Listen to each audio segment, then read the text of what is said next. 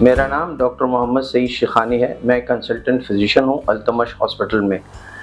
اچھا، موقع دیکھ کر کے آج ہم ہائی بلڈ پریشر کے متعلق کچھ مفید باتیں کریں گے۔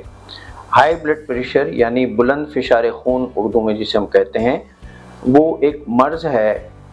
پہلے اس چیز کو ہمیں سمجھنا ہوگا کہ نارملی ہر انسان کے جسم میں جو خون کا دوران ہو رہا ہے، یعنی جو بلڈ سرکولیٹ کر رہا ہے، وہ ایک پریشر کے ساتھ کر رہا ہے۔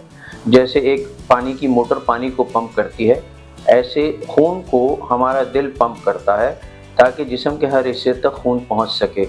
یہ ہمارا نارمل پریشر ہوتا ہے۔ جب یہ پریشر ایک خاص مقدار سے زیادہ ہو جاتا ہے تو ہم اسے بلند فشار خون یا ہائی بلڈ پریشر کہتے ہیں۔ اچھا، جب ہم یہ جو ایک واحد طریقہ ہے کہ کسی کا بلڈ پریشر کتنا ہے معلوم کرنے کے لیے، بلڈ پریشر کا آلہ ہی ہمیں بتا سکتا ہے کہ کسی شخص کا بلڈ پریشر کتنا ہے۔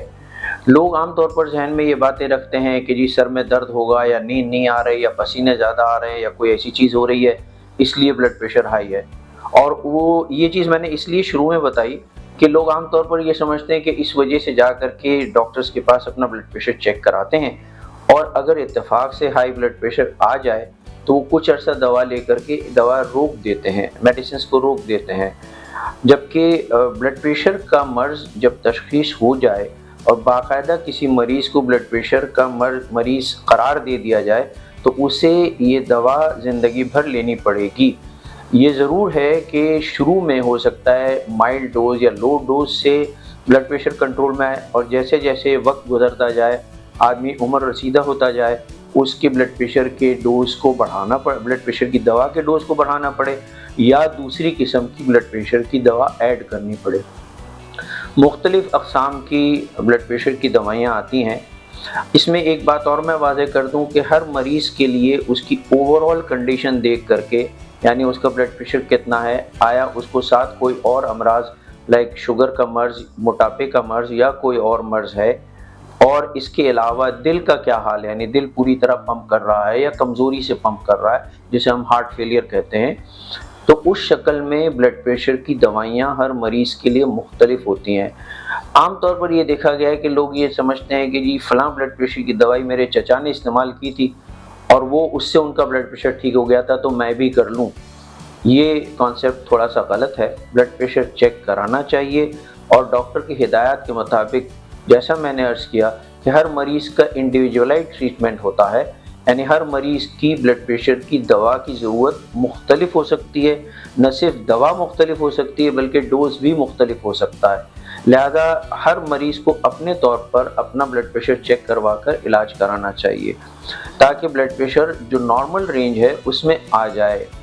اب یہ کیوں ضروری ہے کہ ہمارا بلڈ پریشر ہم چیک کرائیں، دوا لیں اور بلڈ پریشر کو کنٹرول میں رکھیں؟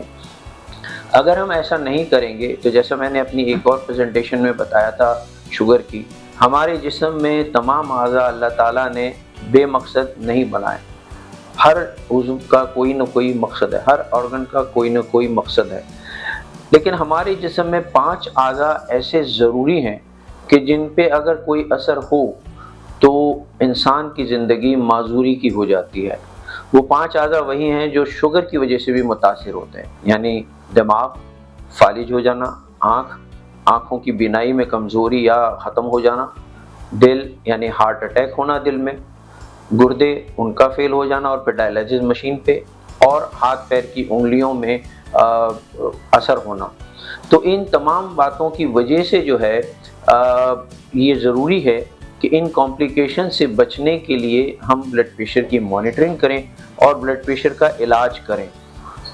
تو اس سلسلے میں میری گزارش تمام سننے والوں سے یہی ہوگی کہ اپنا بلڈ پریشر چیک کروائیں، اور خدا نہ خواستہ اگر بلڈ پریشر ہائی آتا ہے نارمل رینج سے تو اس کا اکارڈنگلی علاج کریں۔ میں ایک بار پھر دہراتا ہوں کہ بلڈ پریشر کے بڑھنے کی کوئی خاص اسپیسیفک وجہ یا سمٹم نہیں ہوتا۔ مثلا لوگ یہ سمجھتے ہیں، جیسا میں نے کہا، کہ سر درد ہے تو بلڈ پریشر بڑھا ہوا ہے۔ ایسا نہیں ہے، سر درد کی بہت ساری وجوہات ہیں۔